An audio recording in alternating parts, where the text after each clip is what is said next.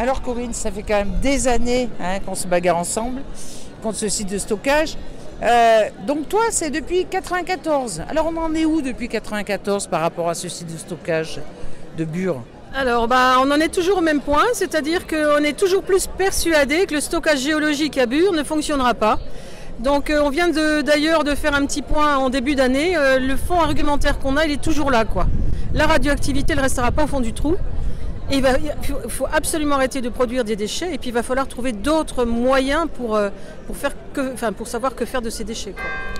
Parce qu'il y a eu plusieurs études qui sont sorties qui ont montré que, il y avait fabrication d'hydrogène qui peut exploser, incendie et même protection des travailleurs, parce que qui va aller... Et sur le problème de la réversibilité. Alors, est-ce que les gens sont conscients que si on met des déchets radioactifs dans l'argile comme ça, de toute façon, il y aura un pépin? Alors, le pépin, il est inéluctable. On travaille avec des experts indépendants qui nous a bien expliqué tout ça, effectivement. Tu parles effectivement de l'hydrogène. Certains déchets produisent de l'hydrogène. Donc, ça veut dire qu'on va mettre une espèce de machine à gaz sous terre et puis un jour, on dit on ferme tout. Qu'est-ce qui va se passer? Ça va ressortir, ça risque d'exploser, effectivement. Idem pour les incendies. Le quart des déchets destinés à Cigéo sont enrobés dans des bitumés, des produits bitumeux, qui peuvent flamber à la moindre étincelle. Donc ça, un incendie sous terre, à 500 mètres sous terre, dans des galeries bourrées de déchets radioactifs, mais c'est une catastrophe annoncée. Et nous, on ne veut pas ça, c'est évident. C'est évident. Alors aujourd'hui, il y a des prévenus, 7. Pourquoi on les a, ils ont été mis en examen comme ça? On a le sentiment, c'est parce que l'État veut faire un exemple, c'est-à-dire l'État a mis des moyens considérables et il a renforcé d'ailleurs ses moyens en 2017 avec des procès incessants, une vingtaine de militants d'opposants mis sur écoute, dont les mails étaient filtrés, dont les appels sont filtrés, et puis donc 7 personnes qui aujourd'hui se retrouvent effectivement au tribunal. Je dirais que c'est 7 personnes au sein de milliers d'opposants depuis des années qui se battent contre ce projet insensé. Donc c'est pour ça qu'on est là pour les soutenir. C'est eux, ça aurait pu être nous, quoi. Voilà. Il est temps que la population elle prenne conscience de ça, et puis surtout les élus, les décideurs. On nous fait croire que Cigéo sera réversible, c'est pas le cas. Une fois que les déchets sont enfouis, on n'ira jamais les rechercher. C'est un projet qui dépasse l'entendement. On le présente d'ailleurs comme le projet industriel européen le plus coûteux et le plus risqué du siècle. Voilà, l'Europe, tu sais ce que c'est. Bon, est-ce qu'on va prendre le risque? Et aujourd'hui, on est à une période charnière. C'est vraiment maintenant qu'il faut que la sphère politique, elle prenne des décisions.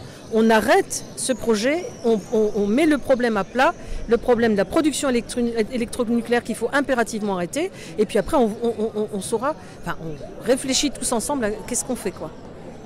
Toi qui es militant depuis ce temps, est-ce que tu ne trouves pas qu'il y a quand même une criminalisation des militants? C'est-à-dire qu'on n'a plus le droit de dire non, on n'a plus le droit de s'exprimer, on n'a plus le droit même quand on dit qu'on est en désaccord pour tel et tel sujet, parce que de mettre quand même des militants au tribunal alors qu'ils ont manifesté, mais ça veut dire quoi? Ça veut dire qu'on n'est plus dans une société démocratique? C'est bien ce qui nous inquiète, c'est vraiment, on voit les choses monter progressivement, c'est-à-dire qu'on a le sentiment que l'État ici veut annexer un territoire entier en nous faisant des promesses, en apportant des sous, en apportant des promesses d'emploi, de développement mirifique. Mais en fait, ce que cherche l'État, c'est à créer un désert. Et effectivement, il y a des têtes qui dépassent, il y a des gens qui s'opposent. L'État met des moyens absolument hallucinants, effectivement, pour criminaliser toute opposition.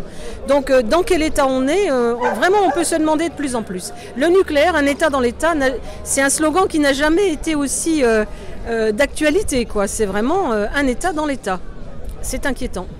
J'espère que la justice va relaxer ces militants, parce que sinon, à ce moment-là, on rentre dans une dictature nucléaire. Complètement. Et c'est inquiétant, parce qu'on sait que l'État projette actuellement de relancer 6 EPR. C'est-à-dire que malgré toutes ces années qui ne font que prouver qu'on ne saura, l'homme ne sait pas comment gérer la radioactivité issue des déchets, issue de ses activités, donc c'est le moment d'arrêter. Non, là, et on a le sentiment qu'ici, il y a un rouleau compresseur qui est en train de... on le sentait déjà depuis des années, mais il est vraiment en train de se mettre en route pour imposer ce projet. Voilà, au mépris de la santé, au mépris des générations futures. Voilà. En tout cas, merci Corinne, parce que ça fait des années que tu luttes Et je suis contente encore qu'on soit là toutes les deux pour dire non à ces déchets radioactifs. On se rencontre régulièrement à toutes les échéances, on continue.